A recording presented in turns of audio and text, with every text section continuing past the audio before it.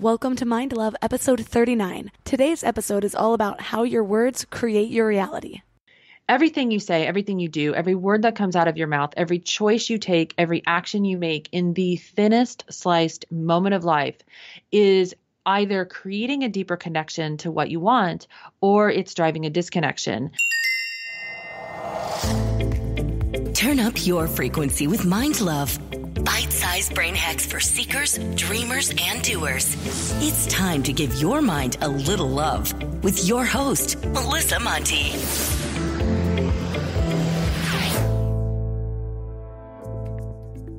First off, Mind Love is now a CastBox original. CastBox is the fastest growing, highest rated podcast app on both iOS and Android, where you can get all of your favorite podcasts. It has a super clean layout, and you can create playlists and download episodes to play offline. It's my personal favorite and where I listen to all of my podcasts. Don't worry, you can still listen to Mind Love wherever you get your podcasts, but I hope you'll give CastBox a try. Second, don't forget to subscribe on whatever podcast platform you're listening on, and leave a review if you can. Reviews really help to entice more amazing guests, plus it helps me grow the show, which ultimately helps me give more value to you guys.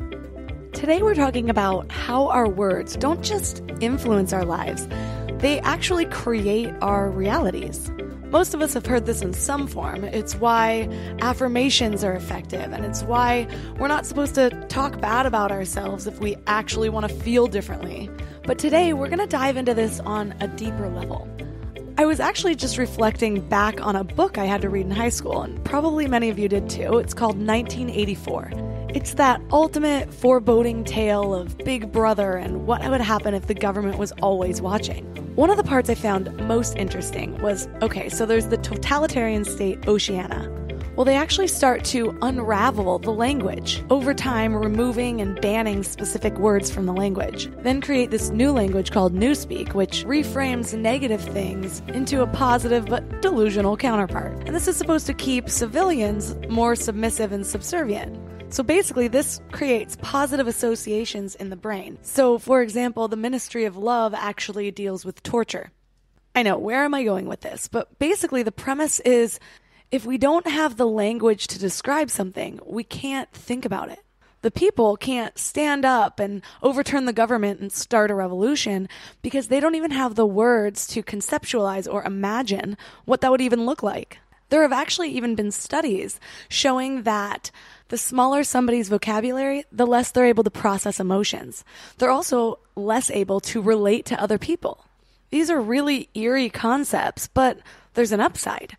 Empowered with this knowledge, you can use your words to create your own reality also. Well, today we're going to dissect this even deeper. Our guest is Mary Shores, the author of a book called Conscious Communications, a step-by-step guide to harnessing the power of your words to change your mind, your choices, and your life. Mary has spent over a decade teaching businesses and people how to identify their goals, create new ways of thinking, and take action to create meaningful results.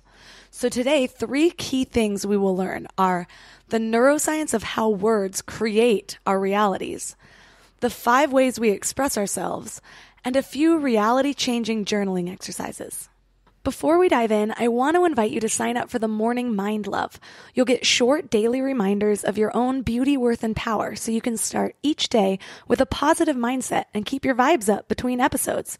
To sign up, visit mindlove.com and sign up right there on the homepage. You'll get some amazing free gifts when you do. First, you'll get our exclusive Powerless booklet, which is an awesome free booklet based on proven principles from the most successful people and some of our favorite guests. Plus, you'll get a free guided affirmation meditation set at the miracle tone, which is known to help attract love, health, and abundance into your life. The layered affirmations perfectly tune your frequency for personal transformation. So be sure to head to mindlove.com to sign up. Or if you're out and about, just text the word morning to 444-999. That's morning to 444-999.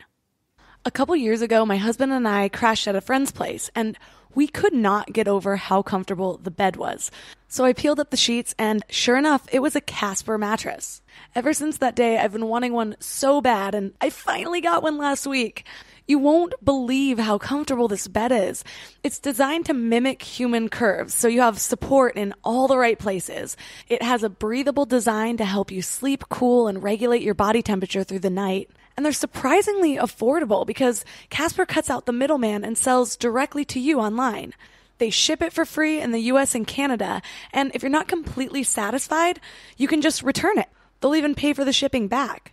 They have over 20,000 reviews and an average of 4.8 stars across Casper, Amazon, and Google. It's pretty clear that Casper is becoming the internet's favorite mattress.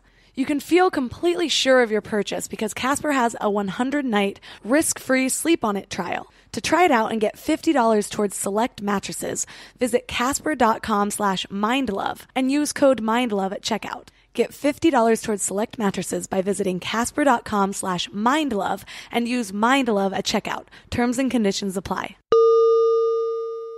I kind of hate bras. They're just overpriced and uncomfortable, and the straps are always falling off my shoulders, so I've been living in sports bras for years. Sexy, I know. But I just ordered a new underwear set called Tomboy X, and I couldn't have designed them better myself, especially the bralettes. Tomboy X is the perfect cross between cuteness, comfort, and practicality. And now we can finally stop wearing underwear with more frills than function. They have bikinis, briefs, boxer briefs, trunks and boy shorts, soft bras, and racerback bras in everyday basic colors, fun seasonal prints, and brilliant colors. And every option comes in extra small to 4X. So no matter where you fall on the size or gender spectrum, Tomboy X offers amazing underwear that any body feels comfortable in. Go to tomboyx.com/mind and check out their special bundles and pack pricing. And Mind Love listeners get an extra 15% off with code MIND. Again, code MIND for an extra 15% off. Ditch whatever you're wearing for a pair of Tomboy X underwear. Go to tomboyx.com/mind. And now let's welcome Mary Shores to the show. Thanks, Melissa. I'm actually so excited to meet you today. I'm already falling in love with you and your story and what you're doing. Thank you so much for having me. Oh, thank you so much. I love what you're doing too. So this is going to be a great interview. Let's get into your story. Why was conscious communication important enough to you to write a book around the topic? On so many levels, I had felt like for a super long time that I had a book inside of me. And my story is very interesting because I became an entrepreneur at a very young age. At the same time, I had lived through my share of traumas in life. But for whatever reason, instead of becoming a statistic, I really became this successful entrepreneur. And after 15 years in the personal development world, I felt like I just had, and excuse my language for this because it can sound a little out there, but I just feel this strong pull that I have this universal knowledge that I'm somehow meant to give to the world. Okay, first of all, I love what you just said. We all have access to universal knowledge, and we all have something amazing to bring to the world. And it's kind of sad that as a collective, we've so long forgotten this that our first reaction is to apologize for knowing who we truly are and how we can shine that the brightest. So thank you for bringing this gift to us. Now, what exactly does it mean to communicate consciously?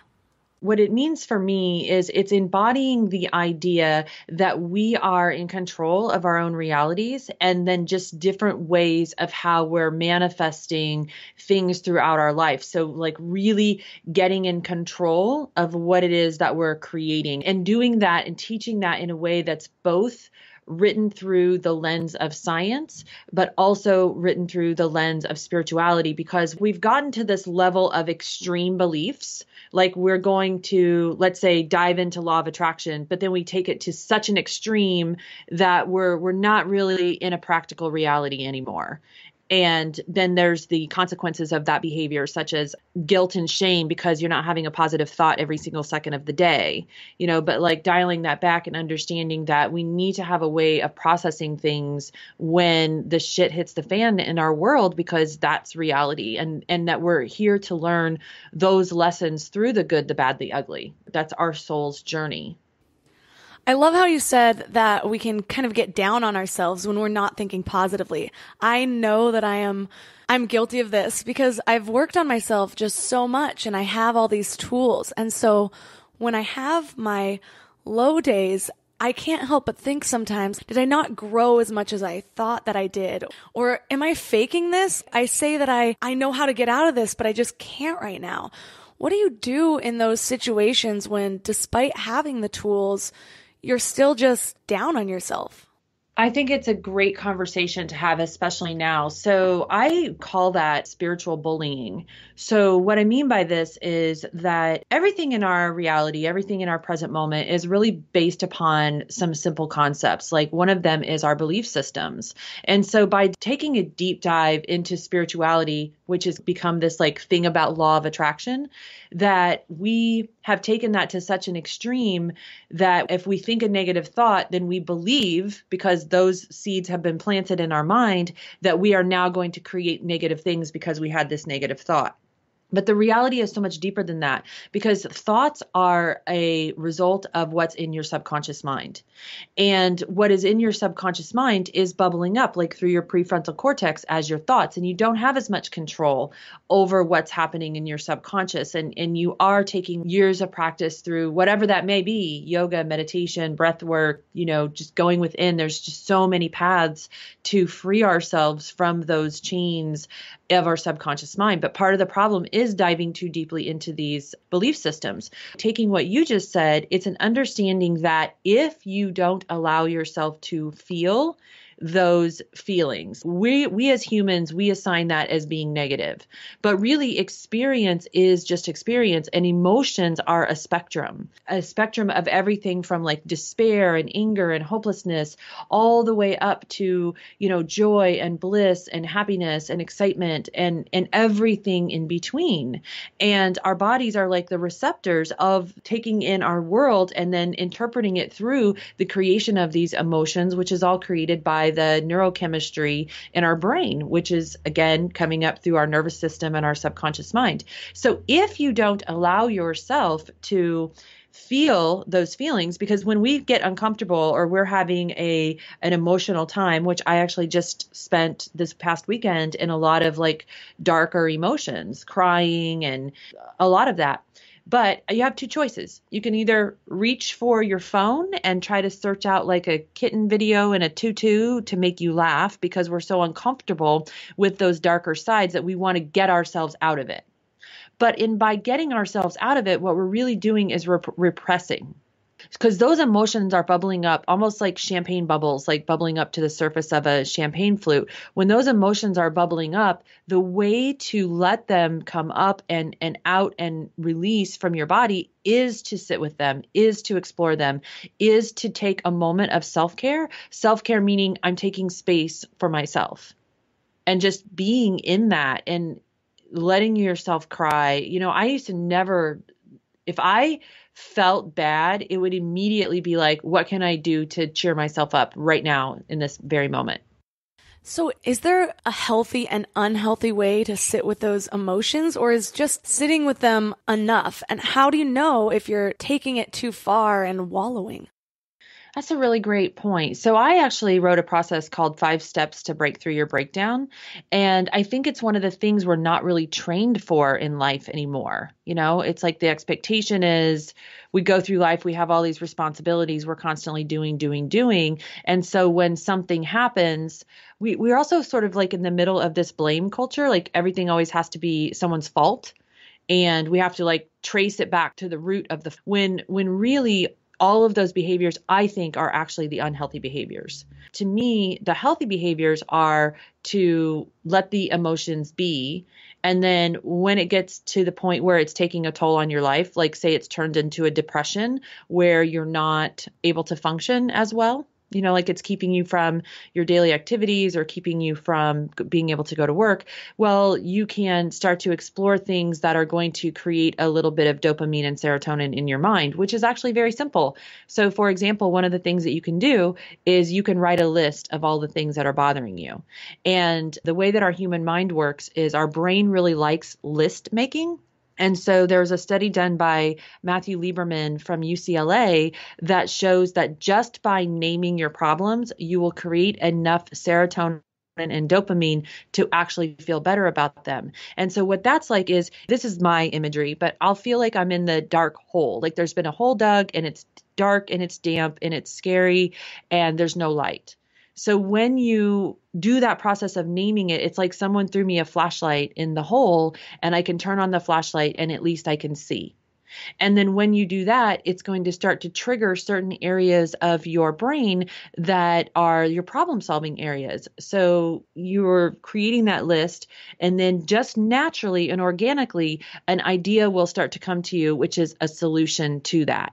And so this is what I mean by being taught to process things versus, I don't know, we're just not taught anything what to do other than just be happy. Like be happy all the time and you won't have any problems. Why do you think it is that these tools aren't passed down? It's something that everybody deals with. A lot of people have taken therapy and at least have some insight into these things. Maybe it's just that people are so uncomfortable with emotions in general that the idea of facing someone else's on top of their own is just too much.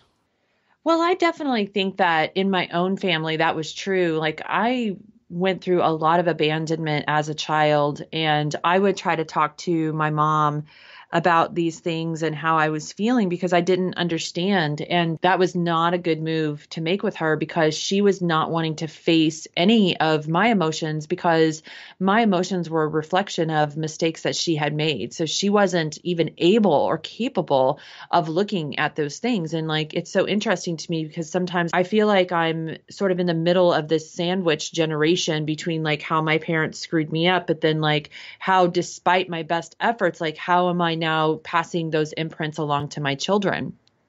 And I don't remember being taught how to process emotions in school or in any even like religious practice. I just don't think it's part of our culture right now. It's funny you brought this up because I was just talking to my mom about this. She listened to one of my podcast episodes where I mentioned some of the harmful effects of being raised with religion. And my mom was kind of hurt, and she said, I was doing the best I could with what I knew at the time. And she honestly did. I have such an amazing mother that I'm so grateful for. Well, when my mom was growing up, her parents, as amazing as they were, didn't say I love you very often. And so when I was young, my mom shared that with me and made it a point to raise me with all the I love yous. Well, I told my mom, I'm not sharing things on my podcast to call you out. I'm sharing stories to speed up progress and to hopefully improve the next generation. Just like she did when she recognized that kids need to be told I love you more. But I can totally see the discomfort in recognizing the things that we want to change because it feels like we're calling out mistakes. Absolutely. And we're learning more and more through epigenetics how these things are passed on. Like I read in one book, it described it as dragons attached to your DNA. Like there's always been this argument, right? Like nature versus nurture. So what is more powerful in our life? Well, it turns out it's both because our DNA coding passes through our genetics, but the way that those genes express themselves is really more controlled by epigenetics or by your environment. And so as we're going through this paradigm shift, it's interesting how we can talk about these things and we naturally know it needs to be different, but maybe we're still sort of figuring out how to make it different. And people like you who are investing in being a leader for that next generation is so very important because that generation, especially like the millennial generation, they're suffering with more anxiety than has ever been. It's a fascinating paradigm. And so I love it that you can talk to your mother that way. It's not like that between my mother and I, but that's okay because like I really understand too that she's a product of her childhood and the things that she went through. Trauma is such an interesting thing because whatever traumas that we've been through, it's not really about what the thing is that happened in the past. It's really about how that trauma impacts you in the present moment.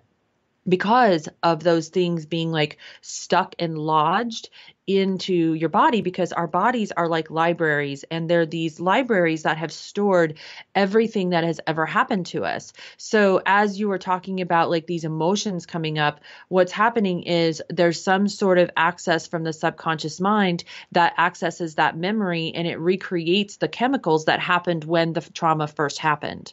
So for example, with me, when I was 3 years old and I was abandoned, whenever I'm in a relationship and a relationship ends, I literally feel like I'm dying. And it's because it triggers in me something that happened when I was 3 that affected my very survival. And so my body goes right into that. It remembers, it pulls up all of the same neurochemistry in the exact recipe.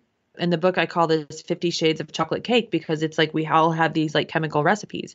And so it pulls that up. But if we can now, as an adult, process those emotions in a healthy way, we can release them. Because when we were 3, we didn't have that opportunity. So these things that get stuck in our subconscious, and then our subconscious feeds our thoughts. So then how do we begin to rewrite these things or to process them or find healing in them? I think that there's so many ways. I mean, one thing is just not forcing them to go away. Another way, like we've talked about, is journaling, writing them down.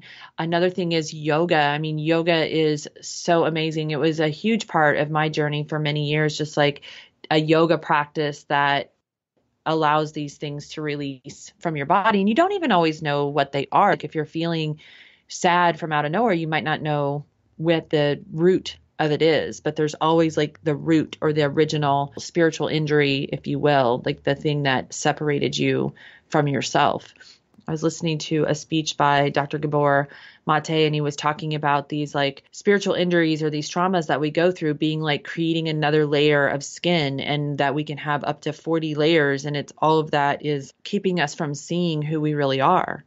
And so as we like peel back, we're getting closer to the source connection of who we really are, which is powerful beyond anything that we can even understand. Our consciousness is so infinite.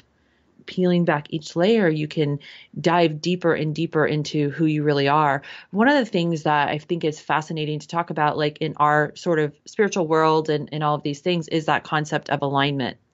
Because alignment in terms of law of attraction would be something that I would feel like got talked about, but not practical. How do you get in alignment? And so originally, I always thought of this as getting your thoughts, your words, your actions in alignment with your goals. Like it was very goal oriented for me. And what I'm realizing now is getting into alignment is those things, but it's also forgiveness. So you talked about being raised in any kind of religious tradition. We sort of were taught that we had to pray for forgiveness to this deity in the sky, or else we would be judged as a sinner. And what I'm learning is the true forgiveness is from within, because it's really the fact that we haven't forgiven ourselves for something that might have happened even decades ago that contributes to that being out of alignment. You can't truly be in alignment when there's something that you haven't forgiven yourself for, or you're moving into alignment. The more that you're healing yourself, the more that you're moving into alignment, and also bringing out your authenticity of who you really are. And then when you do that, you move into this powerful space of being able to manifest. Right. It's shifting the forgiveness from something outside yourself to within. The more I study spirituality and different religions, the more I realize the truths in all sacred texts. The Bible says salvation is when you live with the Holy Spirit inside of you. It's saying the same thing as recognizing that God or source or universe within ourselves, just with a different visual. And you can read most of the Bible with this shift in perspective, and suddenly it lines up with a more general spirituality. It's just that shift from a God separate from us to the belief that that's who we already are, and we just need to recognize it. So my belief is that there's divinity within all of us, and that divinity seeks expression through us as individuals. And that's why it's important to find our strengths and find where we can give the most value or serve the most here on the planet. So then if that's the goal, how do we begin to seek our authentic selves, or even figure out what our authentic self is? I'm so glad that you said that because it's so true. I mean, as a culture, we've lost touch of even what it means to be authentic because we are bombarded with all these belief systems of what we should be, and like reaching those highest potentials. I think that there's a lot of ways to get in touch with it. One of the easiest ones is to talk about, like we talk about purpose a lot. Like I call it purpose with the big P word. Like purpose has become this thing that's elusive and it's hiding behind a curtain. And we have to go through like, the Luke Skywalker hero's journey to figure out what our purpose is. When truly it's so much simpler than that. It's like going back and asking yourself, what are my natural skills, gifts, and talents? What is it that I'm naturally good at, that I like doing, that it makes me happy, and understanding that that is the thing that you came in here to do. And if you just spend more of your focus, because, there's focus, another one of these law of attraction terms, what you focus on grows. When you focus on your own skills that you've brought into the world, then those skills grow and lead to more opportunities. It becomes like a super synchronistic thing that taps you into it.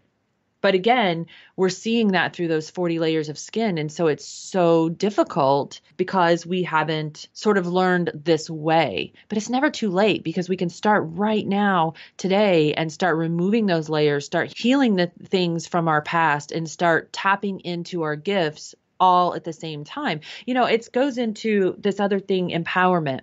Because empowerment has also been a really big buzzword lately. Our emotions are like, they're like a roller coaster, they can change drastically in a 10-hour period. But like my feeling is the more that we step into a state of being of empowerment, the closer that we're constantly getting to becoming our true authentic self. Hold that thought. So many Mind Love guests have stressed mindful eating as such an important part of self-care. We have more energy, we get sick less, and we even deepen our intuition when we eat nourishing, healthy meals. But honestly, eating right can be really hard to maintain. Sunbasket makes it easy and convenient to give your body healthy, delicious meals at home. They have options for every lifestyle, including vegan, vegetarian, pescatarian, gluten-free, and paleo. Just go to the Sunbasket app and pick from 18 weekly recipes, all to be delivered right to your door. Last night, I cooked these amazing portobello burgers with vegan Caesar dressing and tomato almond salad. It was mouth-watering. Plus, you can feel really good about where your food came from because Sunbasket works with the best farms and suppliers to bring you fresh, organic produce and clean ingredients. And it's all pre-measured and easy to prep for healthy, delicious meals in about 30 minutes. Perfect for busy lifestyles. Go to sunbasket.com/mindlove today to learn more and get $35 off your first order. That's sunbasket.com/mindlove for $35 off. sunbasket.com/mindlove. It seems like everyone is talking about FabFitFun subscription boxes, and now I totally get why. For just $49.99 each season, you'll get a box filled with 8 to 10 full-sized premium beauty, fashion, fitness, and wellness products valued at over $200. Their summer editor's box just dropped, and some of the things that are in there have an individual value worth more than the entire cost of the box. My favorite product in the whole box is this brand new edition of the Foreo Luna Sonic Facial Brush. This thing is awesome, and this alone has a retail value of $89, and it's not even released to the general public yet. So FabFitFun subscribers get to try it before anyone else. You can choose products and add-ons that you want in your box, or just keep it a surprise.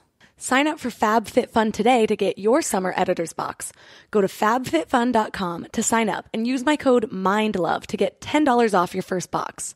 That's over $200 for only $39.99. Go to fabfitfun.com and use my code MINDLOVE to get $10 off your first FabFitFun box.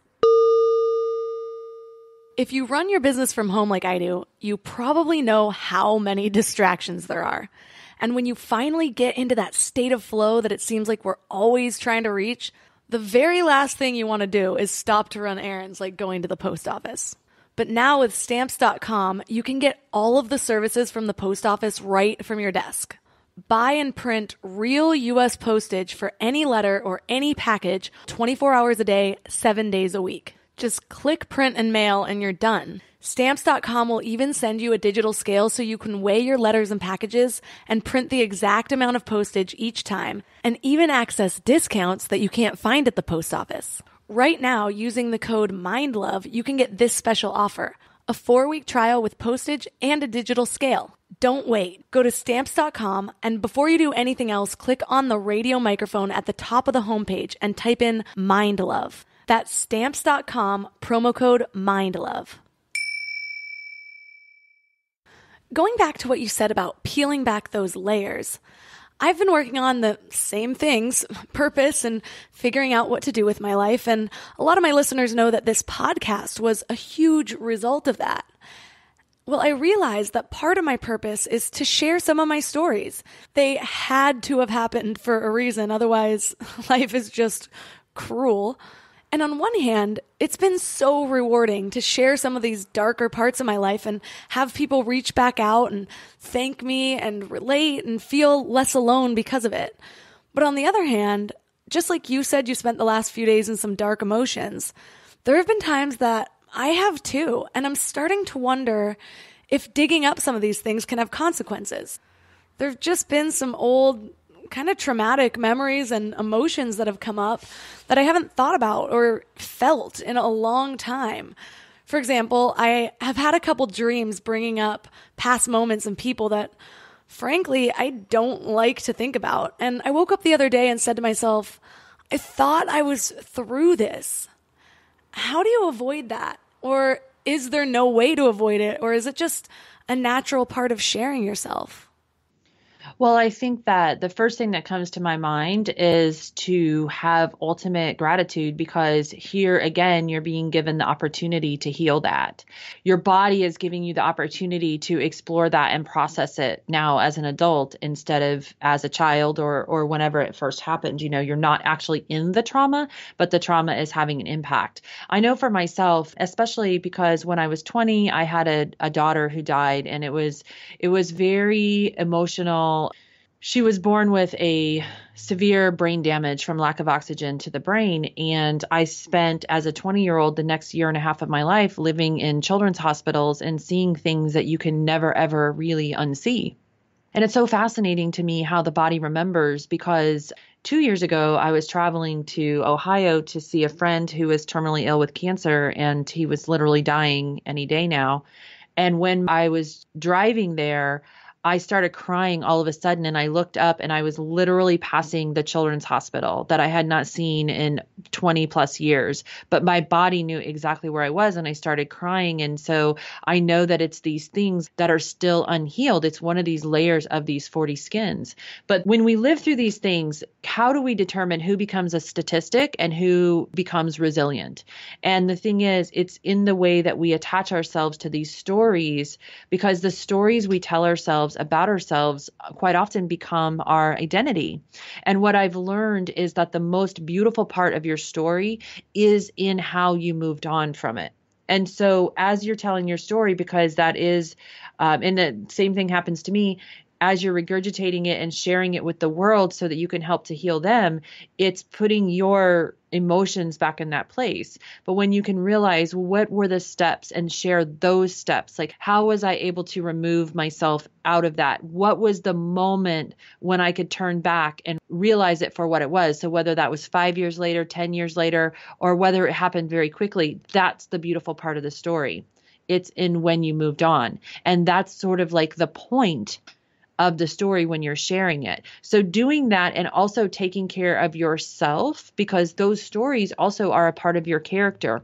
So taking some space for yourself and being gentle with yourself for whatever that looks like, I think is the right way to do it, so that you can still share. This is totally true. The universe gives us what we can handle. This is the basis for repressed memories. Something crazy or shocking or traumatic happens, and the mind unconsciously pushes it into some black hole of the brain. This can happen on multiple levels. In severe cases, your mind can completely wipe out large blocks of time. In my case, I just went long periods without thinking about certain things. And then those things suddenly popped back up and wouldn't go away until I began to process them. Like the universe knew I could handle it now. It's still super uncomfortable, and it brought up a lot of negative emotions, but I could handle it. The way I see it is we have two choices. We can keep pushing this stuff down and avoid the discomfort, or we can start to sift through our shit. This metaphor is going to be kind of gross, but all the other ones just seemed a little bit too cliche. So if we choose the route of shit sifter, we have something to give. Our colon's clean. We can move. We feel lighter. And when we're done, we have the ability to help someone else sift through their shit. But if we leave it all in there, yeah, we might keep our hands clean, but we're definitely going to be weighed down. And that shit's going to leak through and affect other areas of your life, including health, emotions, relationships. Unprocessed stuff doesn't help anybody. Think of your junk drawer. You do a quick clean and shove everything into the top drawer. Yeah, you might ease a little bit of stress momentarily when things on the outside look clean, but then you have that underlying level of stress that drawer is filling up. Then it does, and you move on to the next drawer, and your whole life ends up being shoving things away into dark little corners to keep the appearance of being a clean, well-balanced person. But before you know it, your friends and family are calling A&E, and you're the next featured Hoarders episode. If you don't control the problem controls you. So if you don't get the idea, I'm sure I can think of 9 other metaphors, but for now I'll leave it at this. If stuff is coming up in your life, deal with it, confront it, sit with it. The only way to bring yourself out of the darkness is to shed light on the darkness. You know, when I was talking about empowerment, there's something really important here, because a lot of times when we're regurgitating those stories, we can feel like we're in a disempowered state. And what you want to do also is not be creating stuff when you're in this disempowered state. So if we think about how well we feel on a scale of, say, 1 to 20, and a lot of times when I'm regurgitating things from the past, I might be at like a level 7. Well, everything that I create, everything I manifest from that level 7 is going to also be a level 7. And that's not very good. So it's like everything you're creating is stressful, it's chaotic, it's uncertain, and it keeps you swirling in that foundation of unworthiness and shame. But if you can step back a little bit and you can take care of yourself and you can wait until you feel more like of a level 17, now you're in that state of being of empowerment. And when you're feeling that empowerment, which we all know that, it's like everything just feels so vibrant and alive, that's the moment that you want to be creating. That's the moment when you want to take action, because everything you create from a place of empowerment is going to show up stronger, faster, better, longer lasting, and most importantly, more impactful. So there you go. When you're in that regurgitated state of those emotions coming up, you take space for yourself. You allow those emotions to move through. You take care of yourself, even if that means crying for 5 hours. And then you'll notice when you're finished, 2 days later, you're going to ultimately feel lighter, and you're going to start feeling yourself moving up those emotional frequency scale until you get to that place of empowerment. It's just quite a miracle, really, when you think about it. When you say before we begin creating, what do you mean by that? And how do we awaken our ability to create, especially in a society that drives us to consume so much? Everything you say, everything you do, every word that comes out of your mouth, every choice you take, every action you make in the thinnest sliced moment of life is either creating a deeper connection to what you want, or it's driving a disconnection. And so to understand that in every moment, the smallest moments, we're always creating. What we're creating is a reflection of that inner world. So if I am at a 7, then my business is at a 7. My personal life is at a 7. My relationships are at a 7, because everything I'm creating is from that state of being. But if I can now understand, okay, that is not the time to be creating. That is not the time to be manifesting. What I need to do is manifest a better feeling state before I take action to create in the 3D world. So what that can look like is journaling, is taking care of myself, is taking a bubble bath, just being introspective until I feel better, because we're just always manifesting our circumstances in life. I have a process in the book. It's in chapter 5 called Cleanse or Clog, which is just a really easy way to check in with yourself and just say, like, if I do this thing, will this cleanse me or clog me? I love that. Can you give us an example of how we can practically use this cleanse or clog method in our lives? It applies to every area of life. And I think the easiest thing for me to explain it with is with food. So if I'm on a diet and I want to lose 20 pounds, then I don't really need to go out and learn like paleo or keto or whatever complicated diet plans are. What I really just need to do is intuitively look at a piece of food and say, if I put this in my body, will it cleanse me or clog me? And that makes it really simple, right? Because if I look at an apple and I know if I put this apple in my body, it's going to cleanse me, versus if I look at a Snickers bar and a Diet Pop, I know that that's going to clog me. And then it's just quite simply making the choices, choosing the thing that's going to cleanse you more often, or I like to say 80-20. 80% of the time choosing those cleansing choices over choosing the clogging choices. And if you do that for 45 days, you'll see such a tremendous shift. So it's like if you apply this to, say, your personal relationship with your significant other, understand that everything you say, everything you do, every action you take, every choice you make in the thinnest sliced moments of that relationship is either creating a deeper connection or driving a disconnection.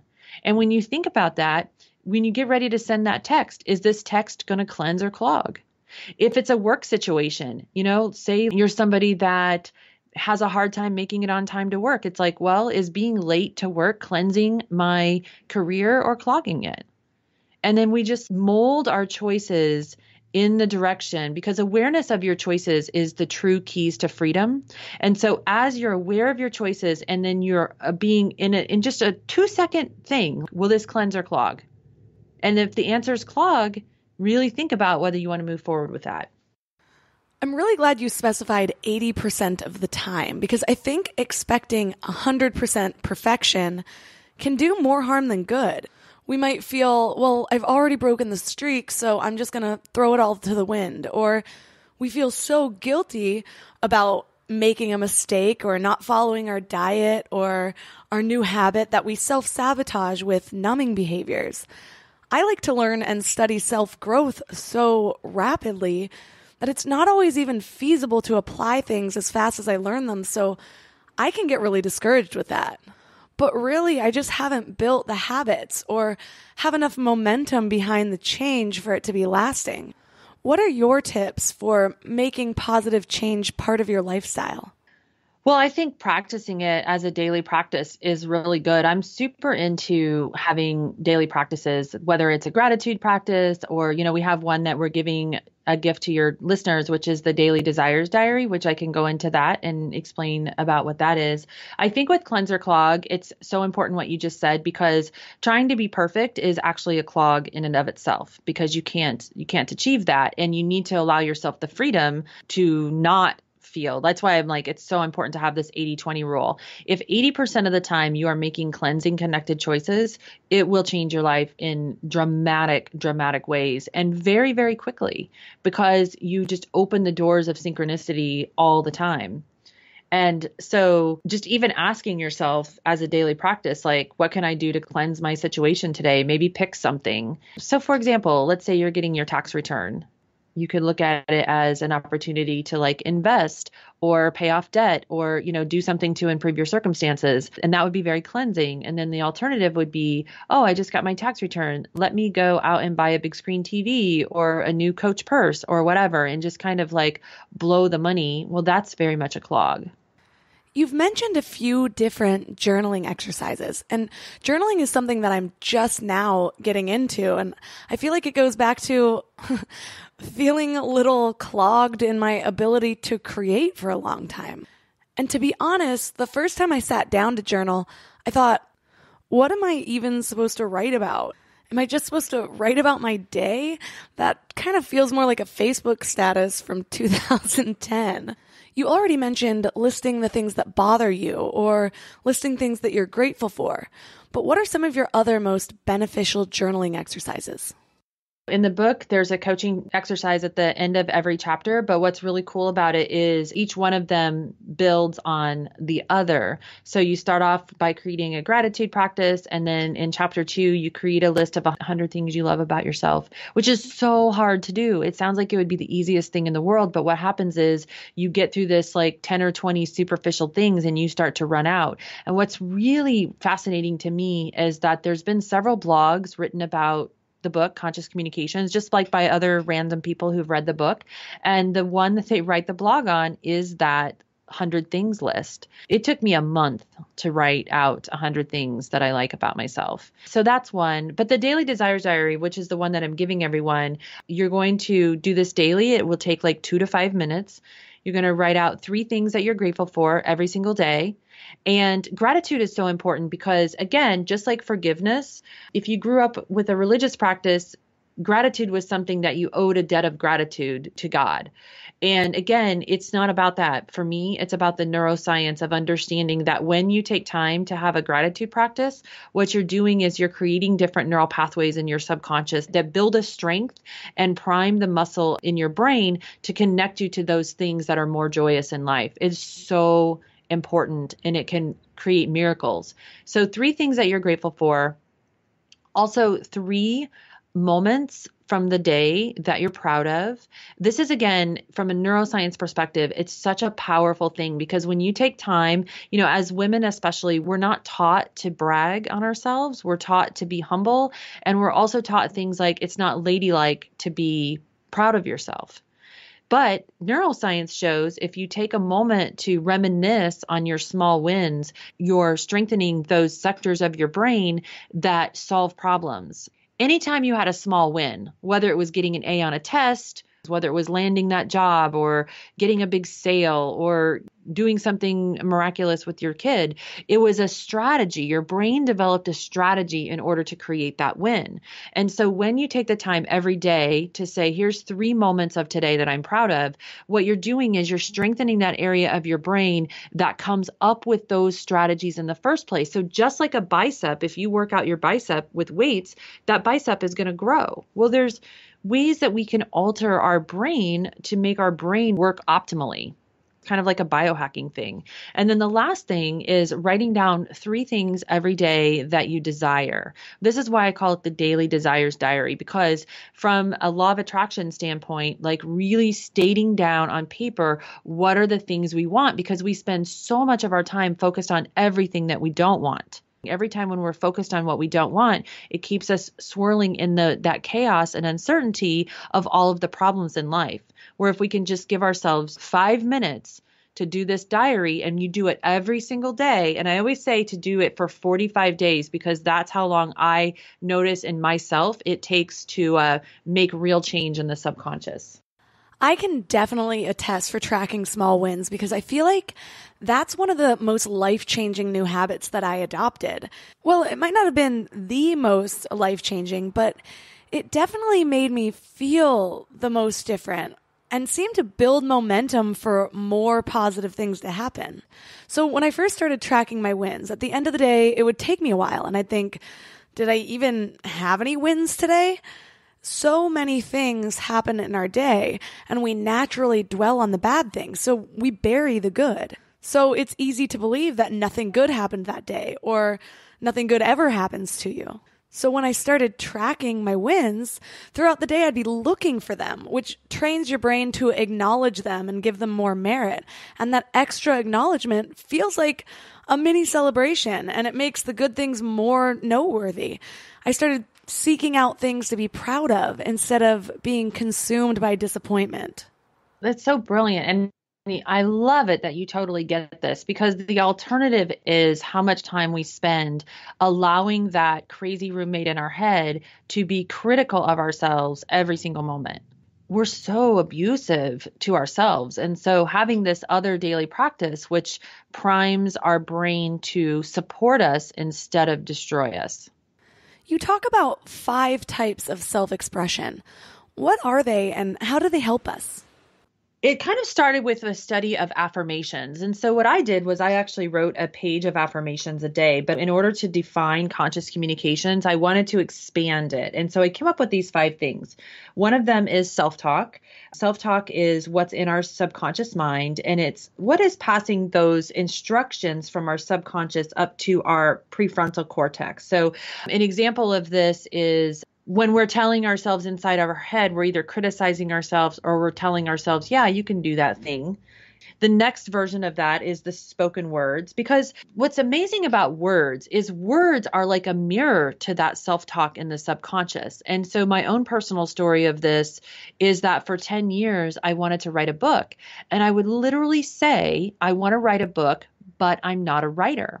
And so because words are a mirror to our subconscious, it's like when you hear me say the words, I want to write a book, and you can see it written on my soul that I came into this life to write a book.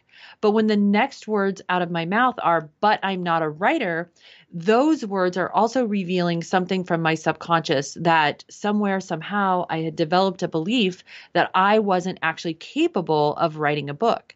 And so this isn't about writing, because we all do this. It's like, how often do we say, I want to start a business, but I don't have enough money, or I don't have the education, or it's like we say what we desire, and then we say the but excuse of why we can't have it. And so that spoken word, that's why it's the second thing of self-expression. And then affirmations is the third type of the 5, because affirmations is a way that you can start to declare that what you want to be true is true. And affirmations are so cool because it is a tool to start to reprogram that subconscious mind. And in the book, I give a strategy of writing affirmations, because for me, it was very important that I did not say affirmations that felt like a lie. And there's been some research now that uncovers that if you say affirmations that you don't really believe or they don't make you feel good, it'll actually just reinforce the more negative neural network. Now, that's not true for everybody, because some people can get really into it. But I just was one of those people that I needed to say affirmations that felt true to me, and I needed them to fit my situation. So some of my favorite ones were things like, something amazing is going to happen today. I mean, that's a really great affirmation that made me feel good. Or guide me to thoughts in harmony with my core desire. I would say, help me rendezvous with like-minded people. So these were like my affirmations that I would start with every day and then sort of build on there.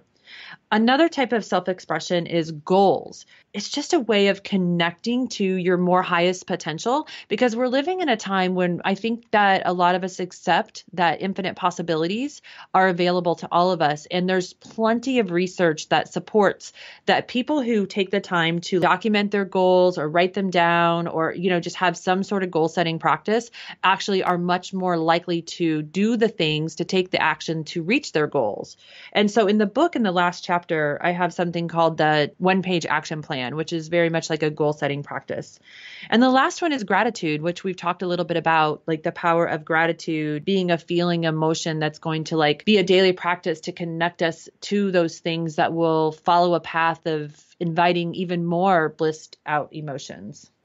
I love what you said about creating affirmations that you really believe in. I was just reading the book Presence by Amy Cuddy, and she talks about that too.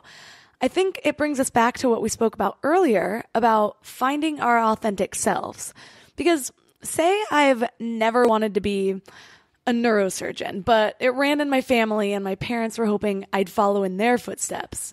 And say instead I really wanted to be an author or a podcast host. I could sit in the front of the mirror all day and say, I am a neurosurgeon. And depending on my own mind power, I might actually get there. But not only will it probably not make me happy, I almost guarantee it will be harder than it would be for the person whose soul or entire being is yearning for this path. Because in those cases, that's when the whole universe conspires with you. So in combining those two things of first figuring out what brings you joy and what brings you energy, and peeling back those layers to find out who you truly are and find out what value you are supposed to bring to this world, and then creating affirmations supporting those things, it can be the most powerful, rewarding practice you ever do. It's so true because it resonates with you. Whereas I am a neurosurgeon, or, I'm like, I always use the example, if you're finding a job, if you're unemployed and you're looking for a job and you say the affirmation, I have the best job in the world, you might feel a little annoyed by that statement because you don't even have a job. So that research is supporting that actually is not helpful.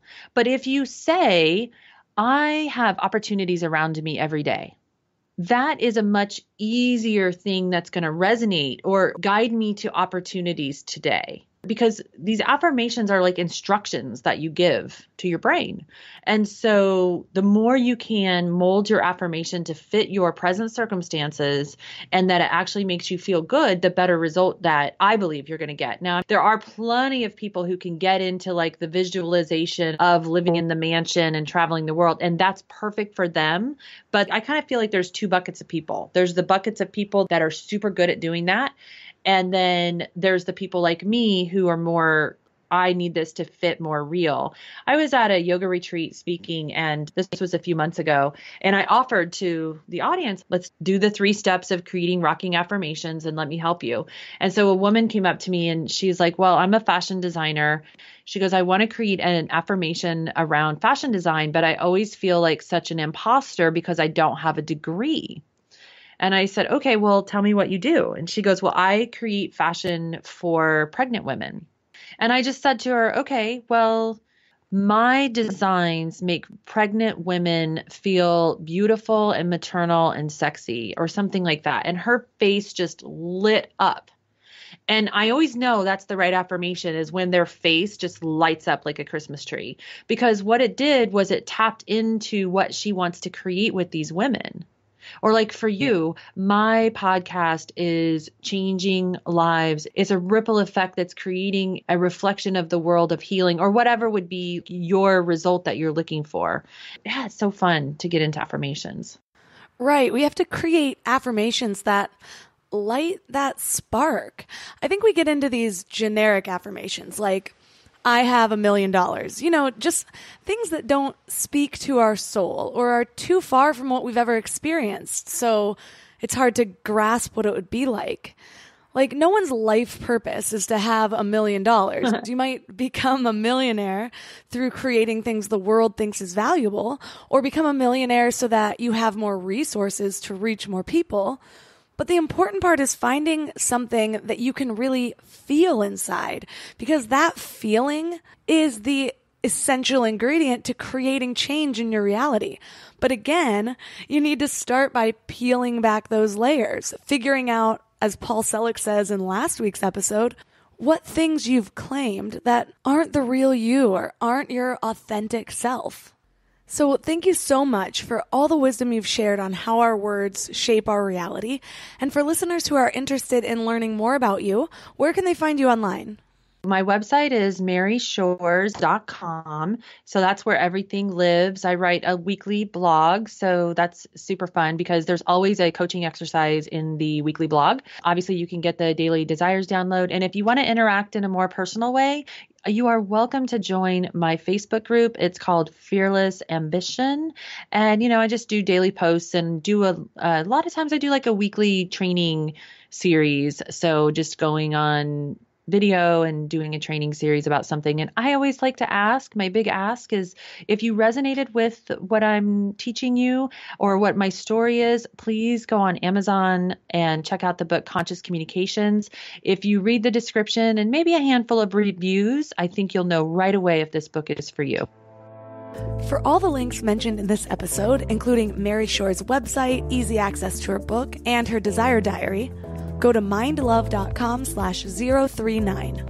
Over the course of this week, I want to challenge you guys to be aware of the words you say and really bring awareness. Like, write down the amount of times that you accidentally slip a negative word, or better yet, reframe it. My husband's success coach got us on this kick where if anybody ever says, I always procrastinate, he has them reframe it to something like, in the past, I resisted difficult tasks, but I honor the commitments I make to myself and do what needs to be done without wasting my own time. Most likely, you're going to notice some pretty negative patterns that you didn't know you had. But don't let this discourage you. It's the first step to change. All you have to worry about is not letting those negative statements linger. Replace them and move on. And before you know it, those negative word choices, those things you say bad about yourself, those self-doubting thoughts are going to become less and less frequent. And your reality is going to become more and more abundant. So let me know your progress either on our show notes page at mindlove.com/039 or a comment on CastBox.